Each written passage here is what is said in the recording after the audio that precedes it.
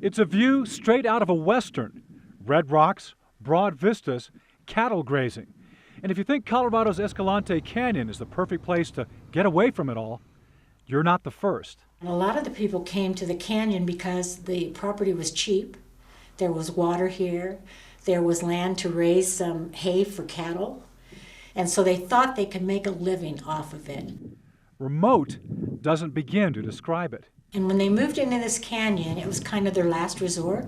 And back in those days, they had to make a living with their hands and survive with that.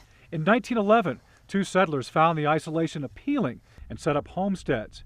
Harry Walker and his boys settled on this flat spot of land next to the creek, building a small 6-room stone cabin. The Walkers were stonemasons by trade, and the property supplied ample loose stone for them to hone their craft. They used the materials in the canyon that were available, and as you can see in this structure, it was rock.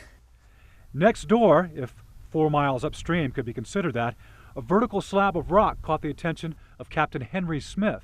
I made a living by making tombstones. And like the Walker's cabin, Smith's cabin showcased his skill. We understand he carved this thing out as a sleeping platform. The large slab forms one wall of his small cabin. It's almost, in some ways, a dugout.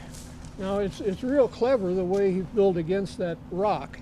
But Smith didn't stop there. Behind his cabin, This building was a little more finished. Smith built a bunkhouse for friends and travelers. He was a very social guy, had a lot of buddies that gamed with and hunted with, and this is where they would stay.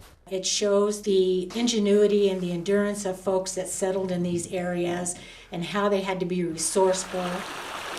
In the Escalante Canyon, no resource is more precious than water. It's probably the last water wheel left on the Gunnison. Water wheels scooped water from the river to feed irrigation ditches in the lands above. This iron water wheel dates from the 1930s, replacing a wooden wheel that washed away. They added a crank to it so that you could lift it up out of the water during high water. And that's the reason that water wheel's still there today.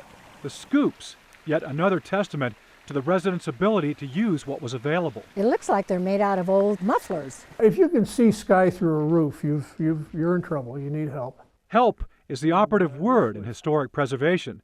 These 3 sites all sit on land owned by the state, but with no resources in place for upkeep, they're left to the elements.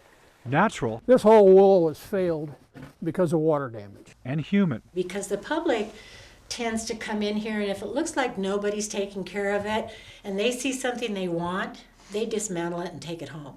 Preservationists hope the area's new designation as a natural conservation area will bring attention and money to restore these sites. It was created to preserve it and then come up with a plan for future generations. I think everyone's very interested in preserving what's here because they are unique structures. It's also part of the ongoing history of Delta County. I think it's a really nice way for us to see what our predecessors lived with and what they may do with, and this is important to our history and our understanding. And he did it all himself with his own 2 hands. And I don't think there's many people today that would consider doing that. And I think that's what we're trying to preserve.